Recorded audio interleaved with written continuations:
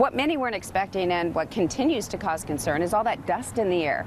And as you can see from Sky 3, windy days bring dust across the valley, impacting activities and creating dangerous situations on our roads. We started taking a hard look at this problem back in January, and our I-Team report hazardous haze. The big question at the time was, would these dusty days continue, or would things begin to slowly return to normal? Well, as News Channel 3's Jeff Stahl reports, it has continued to be a problem, especially during the windiest days.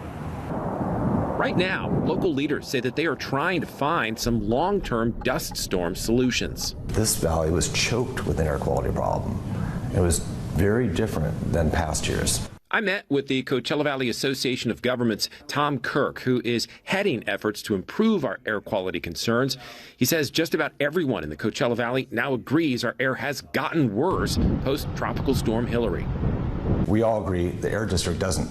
More than 50 local leaders signed this June letter to the South Coast Air Quality Management District, asking it to better identify all the sources of dust in our air and then to create a plan quickly to address it. They might be looking at things one way, but trust me, our eyes and lungs are seeing it very differently.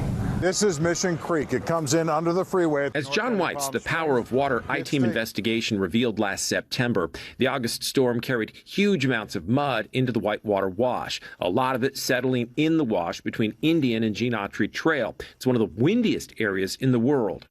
Some have suggested building a man-made channel 13 miles through the Whitewater Wash from Whitewater Canyon to Ramon to prevent mud flows from spreading out and creating dust fields. We can control it and lead it away from that windy area. Kirk says that would not have helped during Hilary. All this mud is from the north, crossing the freeway from Mission Creek and deposited in this area between Indian and Palm Drive, Geenautry.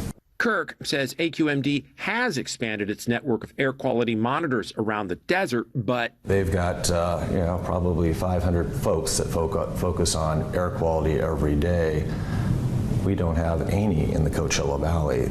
Riverside County 4th District Supervisor Manuel Perez is our local AQMD rep and sits on its board. And now, though, this issue is larger than just AQMD. I need people to understand this. Perez says this isn't a PM10 or PM2.5 problem anymore, but a new unexamined concern. Dust in our air all the time, suspended, creating a haze, even when it's not windy. This, he says, will require both state and federal studies and aid because we've never tested for total suspended particulate matter in our air. It could be PM15, it could be PM20. We don't know that yet.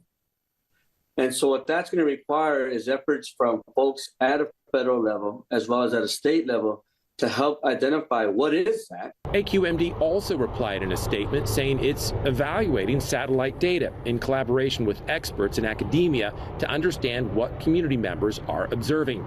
We are also reaching out to state and federal agencies that have expertise in desert environments to assist in identifying potential solutions. See their full statement at KESQ.com. Meanwhile, CVAG is now working with Caltrans and other agencies to reassess and reapply ground cover to expose dusty areas ahead of our fall winds. But covering wash areas poses jurisdictional issues and environmental concerns. Kirk says they're still working through those, but is optimistic they will be addressed.